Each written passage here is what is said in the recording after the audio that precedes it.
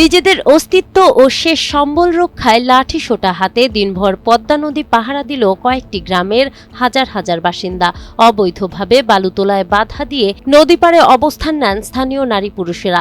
জানান, নিজেদের জীবন দিলেও দুষ্কৃতিকারীদের বালু তুলতে দেবে না তারা। প্রয়োজনে আমরা জীবন দিব, কিন্তু বালি মহল আর বালি উত্তোলন করতে আমরা জনগণকেও দেব না।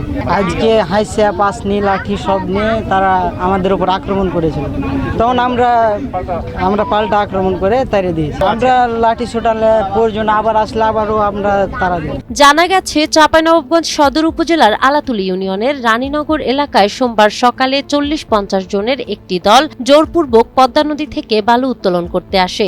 এ সময় গ্রামবাসী বাধা দিলে তাদের হুমকি ও ভয়ভীতি দেখানো হয়। মুহূর্তের মধ্যে খবর ছড়িয়ে পড়লে লাঠি সোটা নিয়ে নদী ও স্থলপথে প্রতিরোধ গড়ে তোলেন হাজারো গ্রামবাসী। পরে খবর পেয়ে ঘটনাস্থলে এসি ল্যান্ড ও পুলিশ গিয়ে পরিস্থিতি নিয়ন্ত্রণে আনে। প্রশাসনকে বলতে চাই, আমাদের শান্তি শৃঙ্খলা পরিবেশে এরকম যদি কোনো কিছু হয় তারা যেন তাড়াতাড়ি ব্যবস্থা নেয়।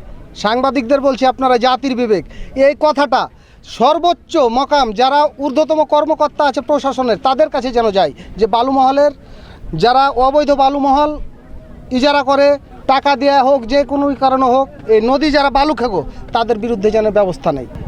শত শত মন বাদাম হয়েছে, হাজার হাজার মন চিনা হয়েছে, ধান হয়েছে, আর তিল হয়েছে ইত্যাদি। 1 বছরের ভিতরে আমরা কৃষক এতে থেকে বঞ্চিত হচ্ছি। নদীর এক পাশ ভাঙে আর এক পাশ গড়ে, আর যদি মাঝখানে টেজার ভিড়া থাকে তাহলে তো আর কিছু হয় না, গর্তই থাকে, বাঁধগুলা ভাঙে। আমরা তো এক বছরে 3 বারও বাড়ি ভাঙছি এই বাঁধ হওয়ার আগে। অনেক কষ্টর ফলে এই বাঁধ পেয়েছি। বালুমহল ইজারা বন্ধের জন্য জেলা প্রশাসকের কার্যালয়ে আমাদের নথিপত্র জমা দিই।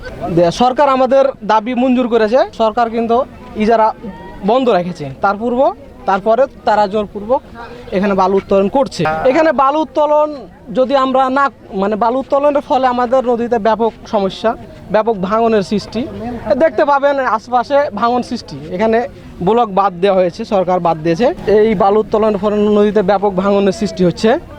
আপনার নদীর গতিপথ চেঞ্জ হয়ে যাচ্ছে। আমাদের একটাই দাবি, আমরা বালুমহল ইজারা বন্ধের জন্য আমাদের এখানে যত লোক, প্রায় 5,000 থেকে 10,000 মতো লোক হবে, সবাই আমাদের একটাই দাবি। দফায় দফায় ভাঙনের শিকার হওয়া এই এলাকায় বালু উত্তোলন বন্ধে জেলা ও বিভাগীয় প্রশাসনকে আগেই স্মারকলিপি দিয়েছিল ভুক্তভোগীরা। এরপরও বারবার বালু তোলার চেষ্টায় ক্ষুব্ধ এলাকাবাসী। পরিস্থিতি স্বাভাবিক আছে, হ্যাঁ, এলাকাবাসী বালু তুলতে দিবে না, আর যে বালুমহল ইজারা নিয়েছে সে বালু উঠাবে, এই নিয়ে সমস্যা আছে। নিয়েছে, হ্যাঁ, এখন বৈধ না বৈধ এটা ডিসি অফিস বলতে পারবে, বলতে পারবে। নিজেদের ঘরবাড়ি ও ফসলি জমি রক্ষায় যে কোনো মূল্যে অবৈধ বালু উত্তোলন স্থায়ীভাবে বন্ধের জোর দাবি জানিয়েছেন পদ্মা পাড়ের অসহায় মানুষ। নাহার বৃষ্টি, টাইমস টুডে।